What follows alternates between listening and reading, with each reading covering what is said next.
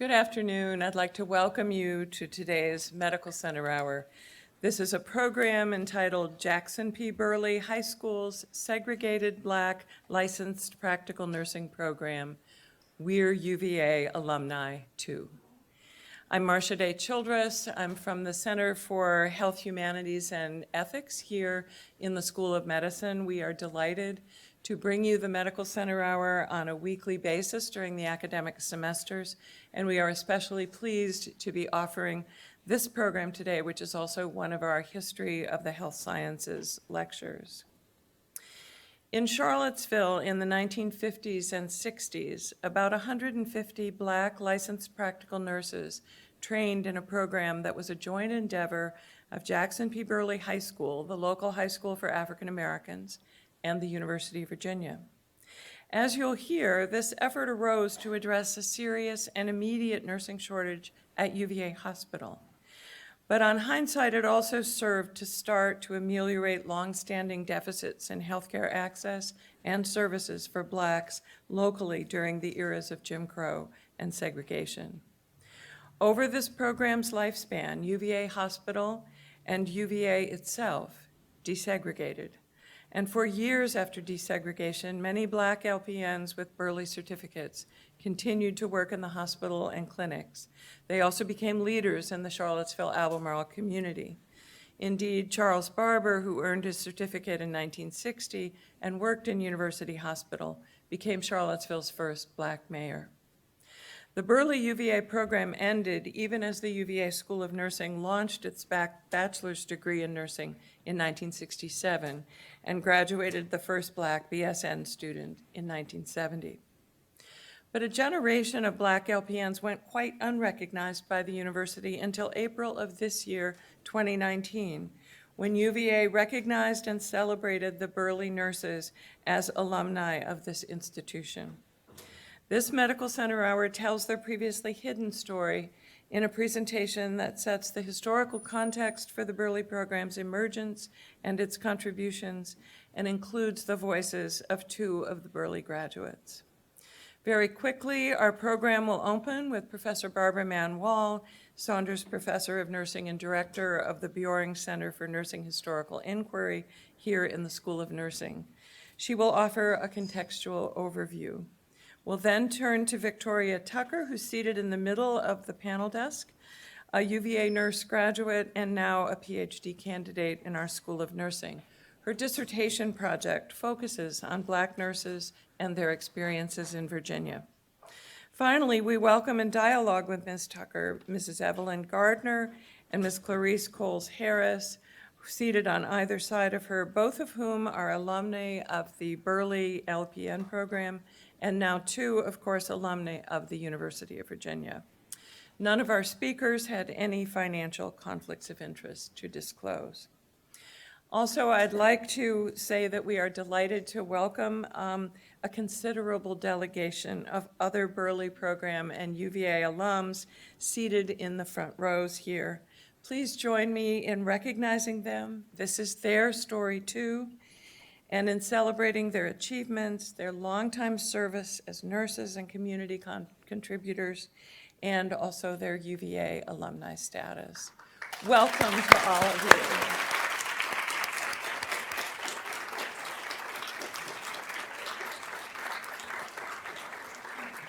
Let me quickly say that we're delighted to partner on this program with the History of the Health Sciences Lecture Series, based in the Claude Moore Health Sciences Library and Historical Collections, and the Bjoring Center for Nursing Historical Inquiry in the School of Nursing.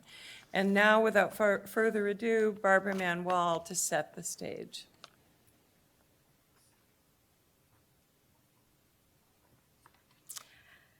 One of the most perplexing and long-term problems facing the U.S. healthcare system is the shortage of nurses. I don't know about you all, but I've never worked in a place that had enough nurses. So today, the American healthcare system confronts a nursing shortage that is predicted to increase in severity over the next 20 years, and it's a global nursing shortage. This is not new. It's helpful to examine historically the time, place, economic, racial, and professional forces that have informed our hospital policies And one way to do this is to examine the many nurses who have staffed our hospitals in the past 75 years. Without an understanding of history, real change is not possible. History does more than tell us what we have done well in the past. It also tells us where we have failed and where we should have done better. Today, we want to view nursing in a wider perspective in order to contribute to a more inclusive history of nursing, hospitals, and the entire healthcare system. In the late 19th century, as the hospital marketplace was expanding, a peculiar system developed in which hospital-operated nurse training programs provided the patient care. Indeed, it was common for nursing schools to begin at the same time that new hospitals were built. For example, when the University of Virginia Hospital opened in 1901, so did the nurse training school, and these were the only women on grounds. These were typically 3-year programs, and after graduation, nurses took a licensure exam and became registered nurses. Typically, however, Black women were denied admission into white nurse training schools. And when Black patients were barred from or segregated within white hospitals, and when Black physicians were refused staff and attending privileges, the Black community created a parallel national network of Black hospitals and nurse training schools. Preston Reynolds from the University of Virginia has written about this. Vanessa Northington Gamble and Darlene Clark Hine have written about this. I'll remind you, too, that Dixie Hospital School of Nursing opened at Hampton University. That's one of the examples. At the same time, Black nurses had their own process of professionalization because of exclusionary practices from white state nurses associations. But as hospitals expanded in the 20th century, beds and utilization increased, especially after the Second World War, which led to a huge nursing shortage. Thus, passage of state practice acts allowed for a licensed practical nurse, or an LPN, to offer hospitals a new type of nurse to employ. The beginning of the nursing shortage really started around the late 1930s, but when the United States entered the war in 1941, the immediate need was for nurses to serve in the armed forces. Black nurses did serve during the war, but that compromised the nursing needs of the civilian populations back home. As the government poured funding into training registered nurses in programs such as the Cadet Nurse Corps, it also used a second tactic to increase the use of licensed practical nurses in civilian hospitals. These LPNs trained for around a year, although this varied and the Burley program was longer, and they carried out nursing care under the supervision of a registered nurse. Hospital administrators greeted them with enthusiasm. After the war, nursing leaders expected that nurses who were released from the military would resume their pre-war jobs and the nursing shortage would cease. But for various reasons, this did not happen. And in fact, the shortage increased in severity. Between 1946 and 1952, hospital admission rates increased 26%. The 1946 Hill-Burton Act, a federal act that funded hospital construction, expanded the number of hospitals and significantly led to a demand for more nurses. Hill-Burton funds also built segregated hospitals, and they too experienced a nursing shortage. So what eventually happened was that after the war, LPNs carried out the majority of bedside care in many places, as registered nurses were placed in the supervisory positions. In fact, LPNs were entrusted to care for the sickest of patients.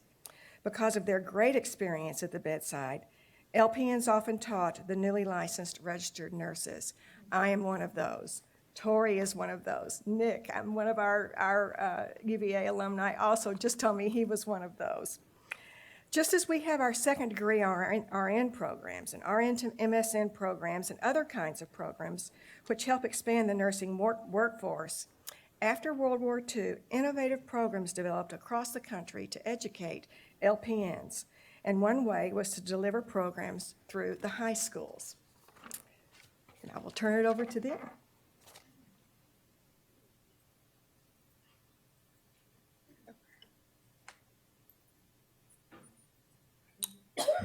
Wonderful.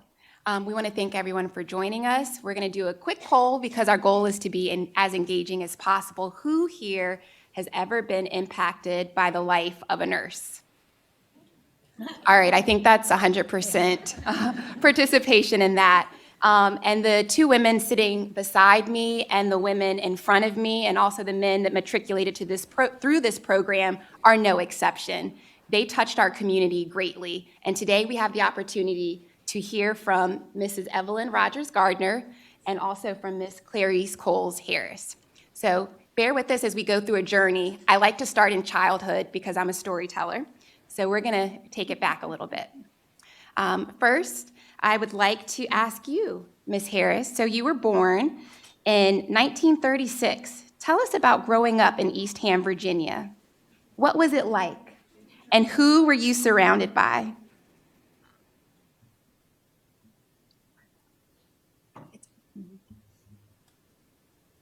I didn't hear the end. Oh, yes, sorry. So can you tell us about growing up in Eastham, Virginia? What was it like, and who were you surrounded by? I'm thinking in particular about your siblings. Well, Eastham, a nice small community on the Stony Point Road, Route 20 North. That's where I walked the roads of Eastham to the Free Bridge, which was city limits, to go to the movies, along with all the other children who were my age. We'd get together and walk up to the movies, get popcorn candy for 25 cents for the two items. And because I had 8 brothers and 7 sisters, I never was lonely or lonesome or by myself. That I enjoyed because I don't like being alone. And my mother and father, of course, my mother was a baby nurse and my father worked on the brickyard. So the two of them were away from home most of the day, but my older sisters and brothers saw to it that me being the youngest girl and my brother, the baby, the first baby boy. So the two of us younger ones was under the care of our older siblings. And we had to walk to about a mile to get our mail, to get milk and bread and staple food. And on Sundays, we had to walk to church, which wasn't very far, thank you. But most of the time, and my mother and father didn't have a car, but everybody in Eastham, which is close to Key West, everybody on that road knew Pauline, Hastings, and Nicole's children. So we would only have to get down to the hard surface road and somebody would pick us up. We didn't even have to do like that. So, but it was fun and we enjoyed it and we had our own games to play and most of all, from our mother and father, we inherited good voices. So we would get together and sing. My brothers had a quartet on ABC radio in the 30s. And then my 2 sisters and brother and I had the co-singers. And 2 sisters and I sang as the co-sisters. So we were all over the place and just singing and singing. And until this day, that has been our most enjoyment. And as we look back over the years, most everybody since, well, I'll speak for myself, I never lived anywhere but Charlottesville. So everybody knows the Coles singers and the Coleses and Clarice. And I still work, so people know me as, you still working? Yes, I have 2 jobs. Yes. So I love it that much. And I'm still in the business. Yes. And I'm not gonna make myself an invalid, or I'm not gonna stop. When you don't use it, you lose it, so remember that. Thank you. And we'll have a chance to follow up on Ms. Harris's early education at Albemarle training program. But I'd love to pivot to Ms. Gardner, who was born in 1940. Uniquely, she was not born in Virginia. She actually was born in Wilmington, North Carolina. Can you tell us about growing up there? Yes. And who were you surrounded by, and how did they influence you? I was surrounded by, my parents had 5 children, and I was the youngest of them. We grew up on a farm. My father owned a farm, and also he was a carpenter. And he would go to work, and we had to take care of the farm. Actually, we grew tobacco, we grew peanuts, corn. We weren't too good with cotton. But we would get up at 5:30 in the morning to make sure that we got up, to make sure we were on the farm when their time came for us to do our duties on the farm. Tobacco, at that time, tobacco had to be dried. You had to pick it from the stalks and had to be put up on a barn. And at the age of 10 to 12, I was able to climb the tobacco barn and to help with the tobacco sticks, if you can imagine how we dried tobacco in the tobacco barn, which was, it was hard work, but it made me durable. And so I was able to maintain that. We had a school called Rogers School. Actually, I grew up in this small community called Rogers Community, Rogerstown, which was a few miles from Williamston. And everyone in this community, last name was Rogers. So we all knew each other. School was about a mile from my home. In the elementary school, we walked there, of course. And then and that school was a 5-room schoolhouse. And that school was 1 through 7. In 8th grade, we went to high school. We called that high school. And we were able to catch the bus. And we caught the bus there and went to high school. And I graduated, of course, in 1959.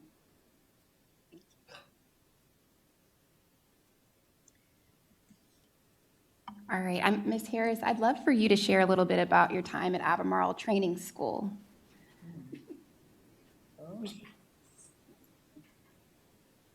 Well, in elementary school, we went to one of the Rosenwald schools. I don't know if you know of one of the Rosenwald schools.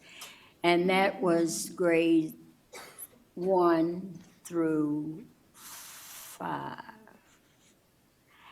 And from there, we would ride the bus to Albemarle Training School.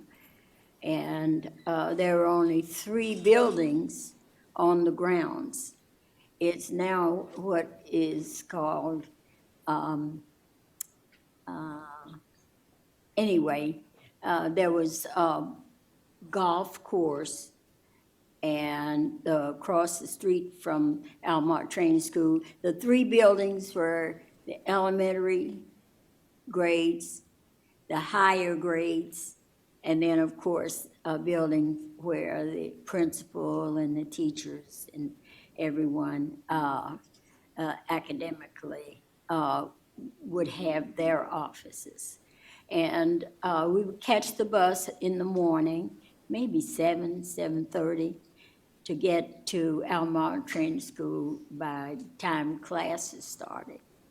And we enjoyed it because there were kids who lived in the surrounding neighborhood where Georgetown Road and Rao Road and those places, those children walked to school.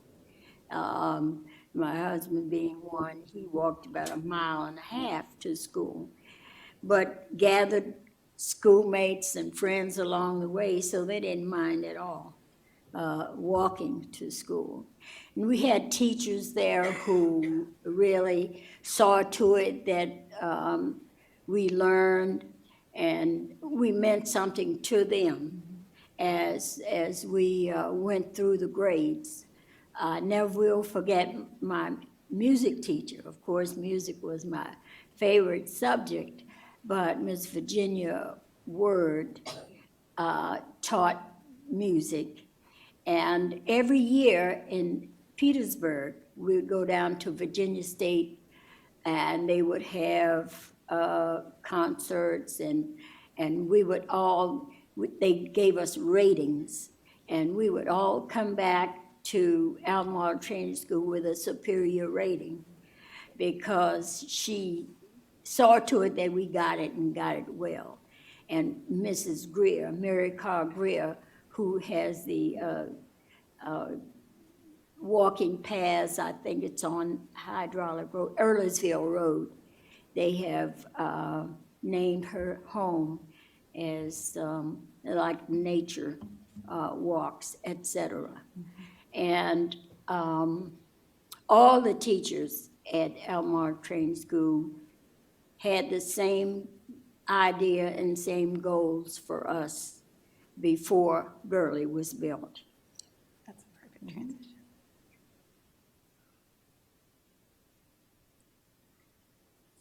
That's actually a perfect transition and brings us to the history of Jackson P. Burley High School. And because of time, I won't have an opportunity to go in depth, but Mr. Jimmy Hollins is certainly a great historian of Jackson P. Burley and is part of the leadership of the Jackson P. Burley Varsity Club. And so I encourage everyone to follow the work that they're doing to preserve this history. Burley was opened in 1951, though construction started a year prior. And when it opened in September 1951, it opened on 901 Rose Hill Drive. The building is still there. Many of you may know it as Burley Middle School now. It provided 8th through 12th grade public education to Black students from both Charlottesville and Albemarle County. However, as Ms. Harris mentioned, formerly Black students in the area had access to 3 segregated high schools that included Jefferson High School, Esmont High School, and the Albemarle Training School.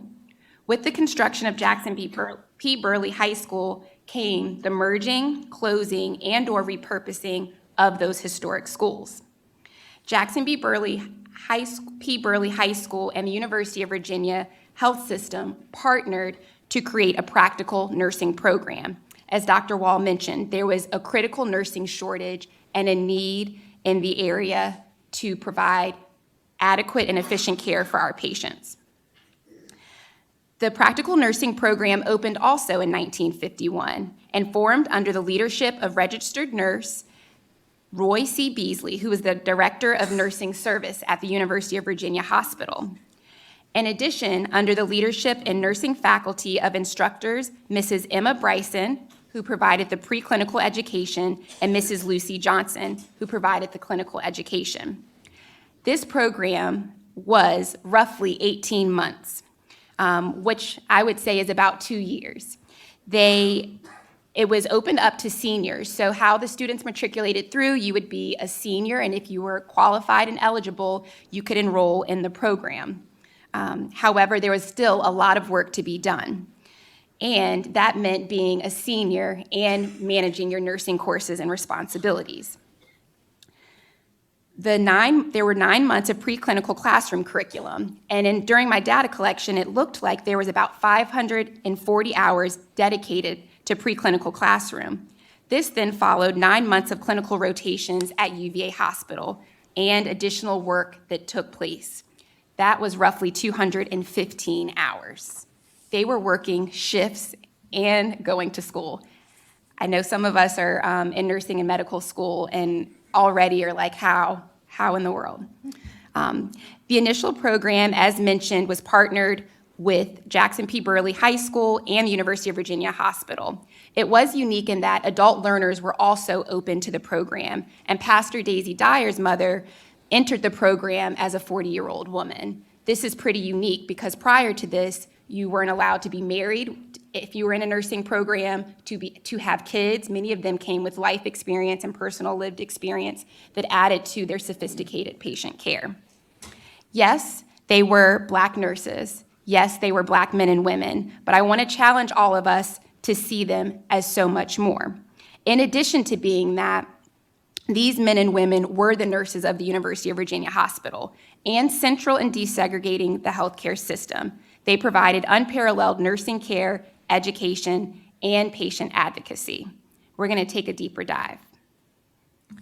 So, Ms. Harris, can you tell us, how did you become interested in nursing? How did that path emerge? Well, as you know, and as you've said, in high school, when the nursing course was offered, I at first thought maybe I'd like to be a singer. But then I figured, well, how many people are out there trying to strike luck and be a good singer and be famous, etc. So I said, no, I don't think I'll take that path. And because my mother was a baby nurse and the state of Virginia licensed her because, number one, she had 15 children. And then secondly, most of her patients or clients of babies were wives of the doctors at the University of Virginia. So I said, oh, and after they would get off the breast or the bottle, then they got maybe 2 years old, maybe even a year old, I would sub and babysit for my mother if she had another course. If she had another case to go on that same day, she said, well, my nickname was Winky, so she had, Winky, why don't you go over to Ms. Miller's and I'll go over to Dr. Moon's. And so because she did that, I got very interested in caregiving, naturally as before nursing, but just as nursing, I got interested in caring for the sick who was in the neighborhood. If anybody was ill, I'd go and help as much as I could and improvise with things that I maybe didn't have in the way of equipment, etc. And then, so after I thought about it, I said, I think I'll take that nurse's course. And that's what I did.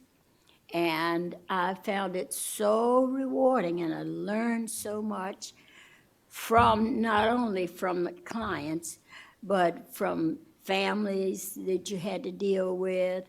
And I taught them and they taught me. And that's how I, even now, I retired in 91 from the hospital per se, but last 6 years being hospice care. So after I retired, who want to go home and sit down and not get paid? So I just continued to work as I am right this minute. Thank you. Mrs. Gardner. Nick can tell you I'm a caregiver for his mother. Okay, yes. Wonderful. Thank you for coming, Nick. Ms. Gardner, what about you? So you were in North Carolina. How did you get to Charlottesville? What role did your aunt and uncle play in that? And what made you decide to pursue a career in nursing? Actually, I wanted to be a school teacher. That was my dream at that time. However, it was most convenient because I had an aunt here that was a baby nurse as well. And because it was not so easy to get into the schools, my aunt said, we will start this way. So I came, I had a sister that came earlier, Ida Woodfall, came 2 years before I did, and enjoyed it so well. And then I came after that and started at Jackson P. Burley because my aunt knew Mrs. Bryson very well. And being a baby nurse, she worked all over Charlottesville. And I took the exam. I did pass. And And I went to Jackson P. Burley. I felt out of place because I was not from Charlottesville. Right. However, that was okay. I really worked hard in order to get myself straight because Mrs. Bryson was the type of teacher that made you interested. If you weren't interested, you were going to get interested, and she taught us. I see, look at all the nods, yeah. She- Everyone's like, oh, yeah. She taught us to be patient and how to work with patients. We went through that. We went through nutrition while we were at Jackson P. Burley, and then the preclinical of nursing, and that was for the 9 months. And I did odd things during the period of time that I was not in class, but I became very interested at that time. And then when I came to the inpatient to the UVA for the clinical, Mrs. Johnson was very patient and very good, and it just was one of those things because apparently I was just born to be a nurse. Yes, I would agree. I would agree. Can you mention who your aunt was? Because I have a feeling that some people may recognize her name. Her name is Clyde C. Harris, was Clyde C. Harris. We lived on 10th Street, the top of 10th Street. There's a rock house there that she owned near the Monticello Dairy. And she married my uncle, which is my uncle, which was Christopher Harris. He worked on the railroad. Yes. And in the meantime, my aunt she taught me how to do, what to do, and my life of living, actually. So that's how I became interested in nursing. Thank you for sharing that. Can we give her a round of applause for that, too? And as she mentioned, her sister is Miss Ida Woodfolk, who graduated in the class of 1959, and we're honored to have her here as well. I'm glad that you paved the way 2 years prior, so Miss Gardner could also follow suit and come as well. So she keeps talking about singing. I mean, who wants her to sing a little something? I mean, I just want her to sing a little something for us. And I just want to say, as I gathered and sat with these women, there are so many stories we won't get to today, but we promise we will disseminate this information some way, somehow. Pictured here, we have Miss Clarice Cole Harris. She was in the Oratory Society. As you heard, she comes from a family of singers, and really music was another form of art and healing. As nurses, we know that nursing and medicine is both science and art, and this was her form of art and expression that allowed her to give back not just to her patients, but to the community. And when Dr. Martin Luther King died, there was a memorial service held locally, and Dr. Gaston asked you to sing. Do you mind singing what he asked you to sing? Even if it's just 10 seconds. 10 seconds it will be.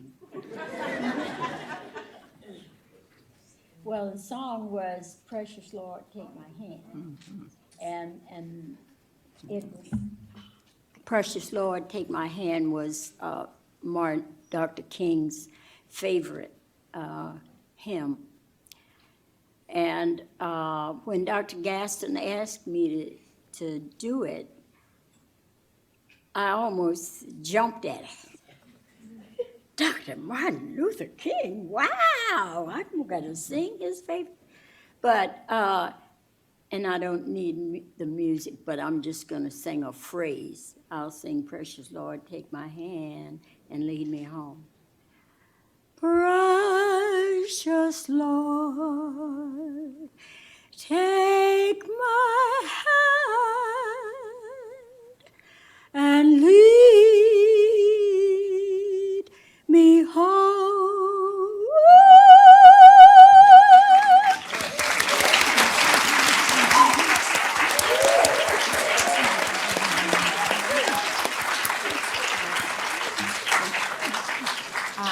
There was a news article that referenced Mrs. Harris singing during that time, because as you can imagine, his death was like the sun falling out of the sky. And there was a lot of darkness and uncertainty about the future. That song was a reminder of hope. So, Mrs. Gardner, I'm not going to ask you to sing, though I'm sure you have a beautiful voice. You're welcome to sing if you would like No, to. ma'am. You did something very unique after you finished the program. Yes, you worked inpatient on the neurology unit, but you went on to pioneer and open a whole clinic. Yes. Can you tell us about who you worked with and that whole entire endeavor? After graduating from Jackson P. Burley and the University LPN program, I joined the staff in neurology, and that was in 1961. The unit was located on Behringer ground. So after working there for about 6 years, I was approached by Dr. T.R. Johns to run a clinic. He says they did not have patients, they could not see patients in the outpatient unit. I went to his office and he explained to me, I'm willing for you to set up, operate, and manage a neurology clinic so that we can see outpatients. In the beginning, initially, I was a little bit hesitant, but I prayed over it. And then I remembered working, sometimes we had to work 3 shifts in a week, 7 to 11. And then if one of the nurses couldn't come in on 11 to 7, we'd have to double back because the clinic had to be filled. So, and I thought about and we only had 1 weekend off a month. So suddenly, I decided, yes, I would do my best. So I knew nothing about outpatient units. So I checked around at the different clinics to see what they had in their clinics and how to get the clinic set up. And I did this probably within the next few weeks because I was very anxious. And because they wanted to get started seeing outpatients at that time because they did not have a clinic to do so. So I went ahead and I set up that clinic. And in that clinic, I had to wear different hats. I was doing the hiring for the LPNs to come to help me after the residents started seeing patients in the clinic. And they had specialty, of course, as you all know, that there is specialty in neurology. And one main thing was the multiple sclerosis patients. And as you see the picture there, they flew me to Miami, Florida in order to have a conference for multiple sclerosis patients. When I came back, they put me in charge of that, and when any patient was diagnosed in the hospital with multiple sclerosis, I was to visit that patient before the patient was discharged, give them information about how to conduct themselves, what they to look for when they reach home. So I was able to do that, and that was mainly the reason the picture is there. And we specialized, and eventually we had a whole lot of rooms, but we started off with 3. Our attendings and the residents saw patients. And the unique thing about that is that each year, as you all know, the fiscal year, that when the new residents joined the staff, the chief resident always explained to the new incoming residents as to what their duties were. And fortunately, I was given a half hour with them as well. And to tell them how we wanted the clinic run. And the unique thing about that was I set up I call it a curse jar. You probably call it a swear jar.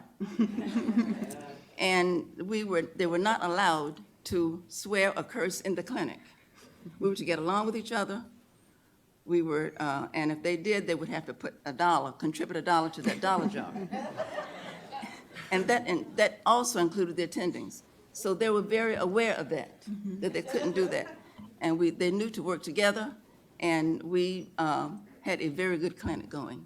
Yes, thank you. Yes, that clinic opened in the late 1960s and would not have run without you. And I understand that there were several other Burley graduates that Yes. joined you. Who were they?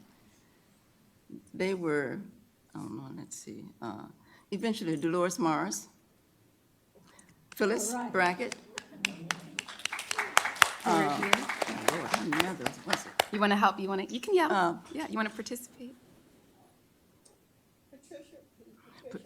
Patricia Robinson, and Queen Brown. The manager of one of the medical floors now, is it South 5? What is her name? Anyway, she worked there. Yeah. It's, But anyway, she went on to get her RN degree after working, with us. oh, Genova. Was it? Was it Genova Howard? No. That's all right. Uh-uh. We're still in process of data collection, as everyone can see. So you all are actively a part of this process with us as well. But I just wanted to bring up the point that these men and women were extraordinary, and they were movers and shakers in the hospital, and that just speaks of their presence. And for you all who are present today, we thank you as well in the front row. So, Ms. Harris, can you tell us about working with the C&Y Center and being a school nurse? I think that that's unique, and your interaction with children, with babies, all the way up into young adulthood made a huge, huge impact on many lives. Well, I started when, after I graduated, I first worked pediatrics.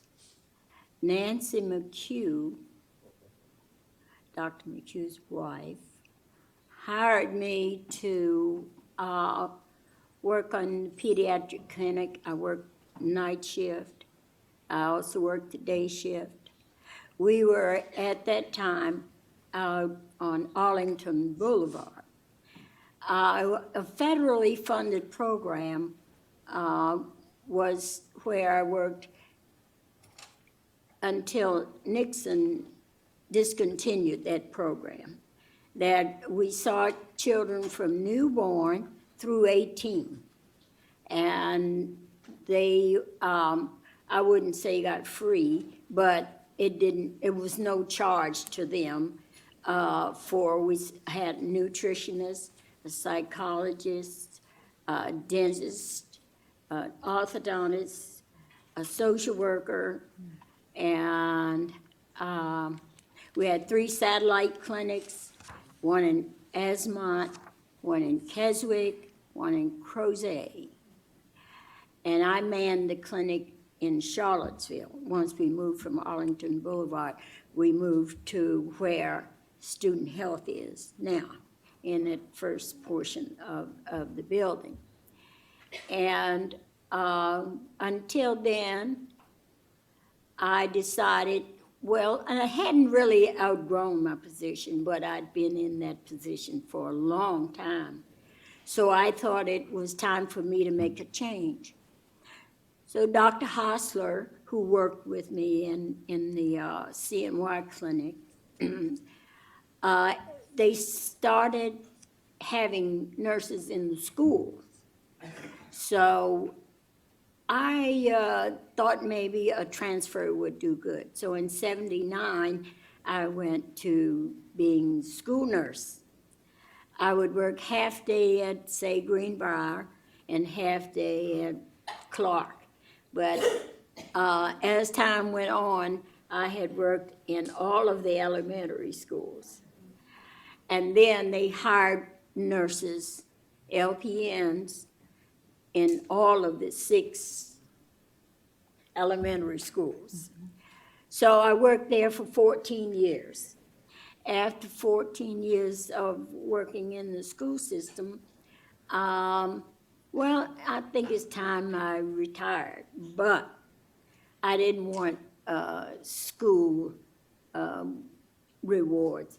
I thought maybe being at the hospital would reward me an increase at least. So I came back to the hospital. And my last 6 years of working in the hospital was 3 Central hospice care. And I retired from that in '91. So I've been retired from UVA since '91. Retired but not retired, as we know. Yes. Yes. I was on a bus recently and someone said, "Do you know Miss Clarice Coles-Harris?" And when I found out the backstory, it was because they were in their youth. You were someone that took care of them. And I've heard people say, I wouldn't have the smile I have, I wouldn't have the glasses I have, all of those things. She embodied holistic care, mind, body, and spirit. So encouraging all of that personal hygiene and care, and ensuring that our community had access to those resources made a huge difference. And they remembered that in their late adulthood. Amen. Ms. Gardner, can you tell us about the end? It's the end, but really a new beginning. So you were continuing in the clinic. Did you retire from the neurology clinic? And what did you decide to do after that? Yes, I retired in the neurology clinic and living out in Esmond. So, and then there are several patients in my area that I have to take care of. And some of them I visit every day. Some of them I visit because of Alzheimer's patients that we have, and also a stroke patient and dementia. So we have about 5 patients in the community that I continuously work with, sometimes 4 to 5 days a week, which they really do need help. Absolutely. And I plan to continue to do that to help them as much as possible. Actually, Yeah. yes. So Yes, that's what I do. she's hard to get a hold of over the phone because she, if you look at her calendar, she is signed up helping so many people. She has a heart of service, and you really can tell that. And I would say yes in Esmont, but I know in Charlottesville as well, your impact can be felt with all of your service. So thank you for all you both continue to do. So thank you.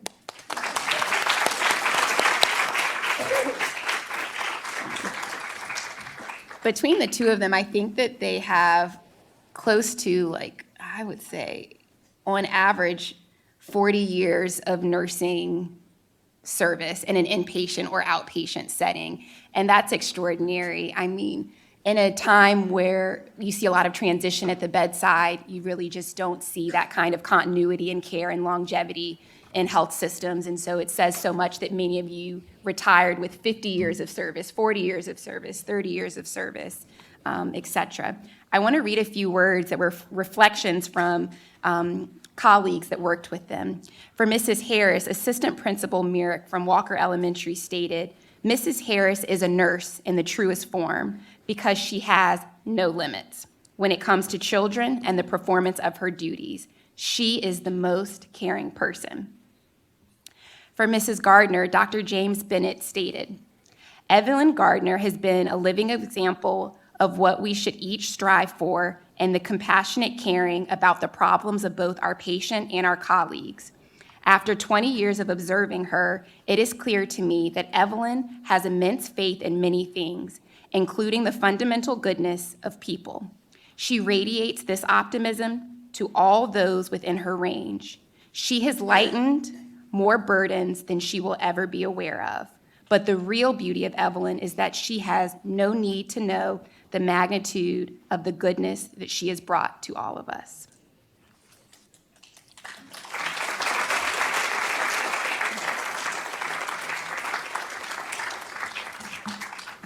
Being mindful with time, I just wanted to say a few closing remarks before we transition to our question and answer session. As featured here, you have Miss Gardner and Miss Clarice Harris, of course, but we also have several of the graduates that were able to join us. They were recognized last Friday at the Albemarle and Charlottesville local chapter NAACP Freedom Fund banquet. And so that was huge. It was. You okay? And lastly, I just want to share that Jackson P. Burley High School graduated its last class in 1967 and closed as a school during desegregation. It later reopened in 1973 as Burley Middle School. The practical nursing program continued through the 1980s, however, operated solely by the University of Virginia Hospital. During the peak of massive resistance, Jackson P. Burley High School's doors remained open, becoming a new home for Black students and teachers impacted by forced school closings across the state. Jackson P. Burley High School's legacy in our community is unending, including the vast contributions from dedicated administrators, staff, teachers, students, nurses, families, and friends of the school. In closing, the first practical nursing class graduated in March 1953 with 11 students. However, by 1966, in this last class, roughly 136 students had matriculated through this program, and roughly 50% of those students graduated and went on to work at UVA Hospital. When we say they are alumni too, we mean this from heart to heart. And again, this was a reflection from a report that was found in the archives. Jackson P. Burley High School is known as one of the top practical nursing programs in the state of Virginia and an example to follow. So I want to thank you all for joining us and want to just recognize all of our Burley nurses.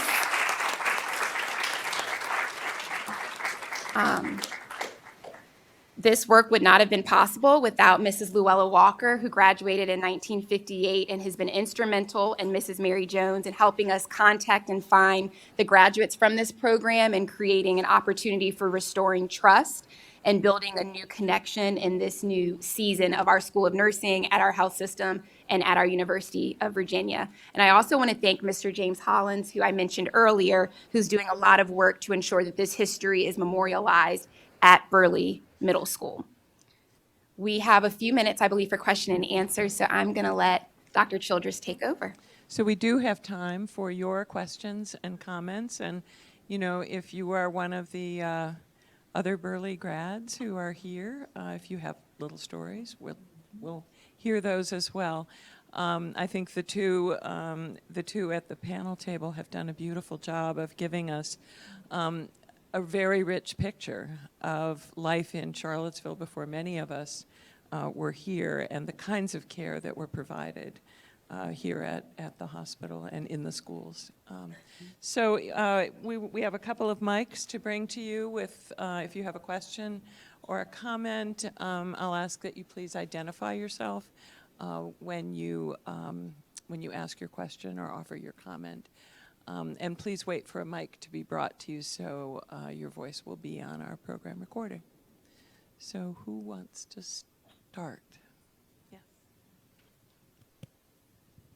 Hi, I'm Scott Wiley, and my question for any of you is, once you graduated from nursing school, how did it change your position in the community? Did people come to you at 10 o'clock at night because their child was sick, for example?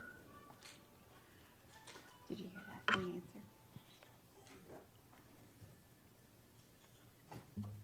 Yes, that question brings to mind. I was working part-time, domestic work as well, and a lady, Mrs. Valentine, who lived on University Circle, came to me as I was leaving her house, and she said, "Clarice, I have a friend who lives at Coldthirst, and she suffers constipation. And she asked me if I knew anyone that would give her an enema." And I said, "Sure, I'll go by."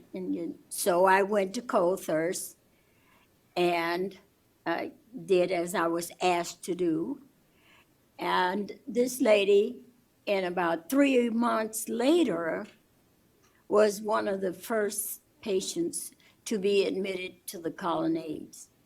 And she lived there, and I was her caregiver for 6 years until she passed.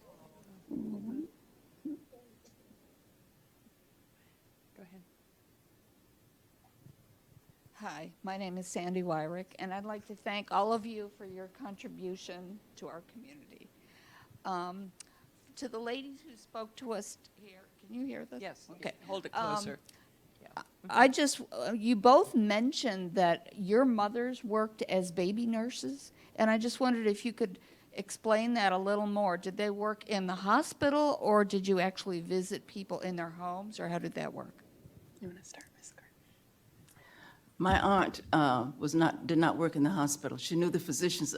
Apparently, by word of mouth, passed on to a lot of the physicians, and when they had babies, they would always call my aunt because she knew exactly how to get them started, because a lot of them, even though they were new mothers, did not know how to care for the babies.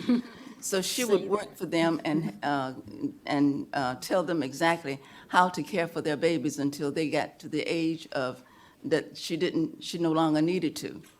So that's how she worked with, and all around Charlottesville. I think everyone knew her here in Charlottesville. In the homes, yes. Ditto, the same with my mother.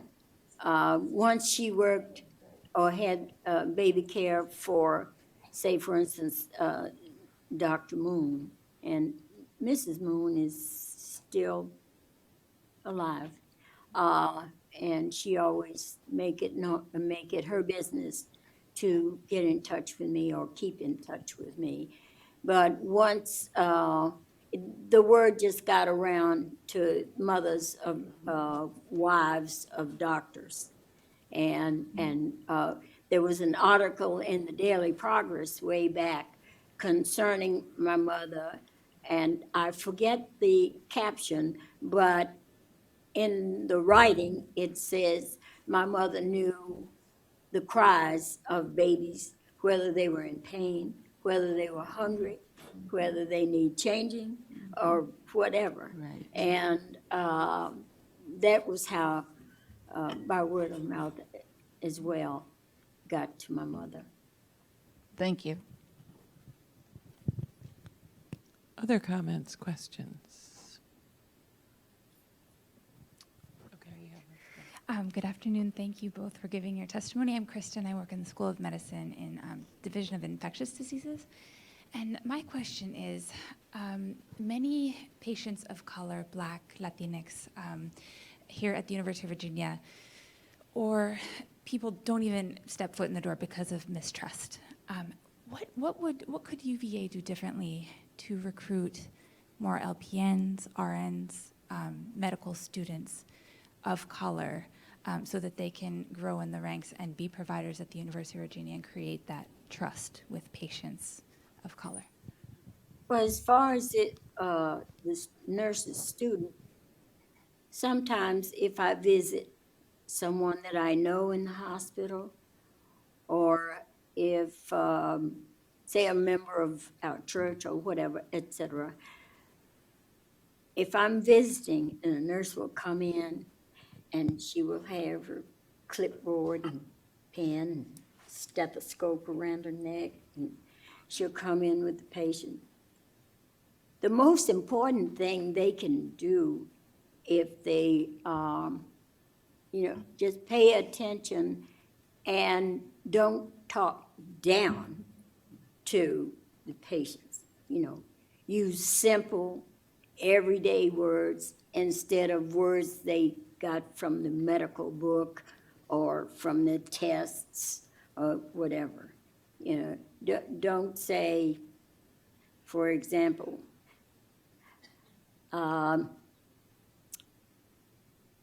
we're going down to floor 1. We have some images. Don't say images. Say pictures of your spine or your head or whatever, And the same with anything else that would cause them to know exactly what's going on. And the same with medication, the label is there, but they may not understand. They don't know what BID is. Take this medicine twice a day now, Ms. Jones. Take it in the morning and take it in the evening.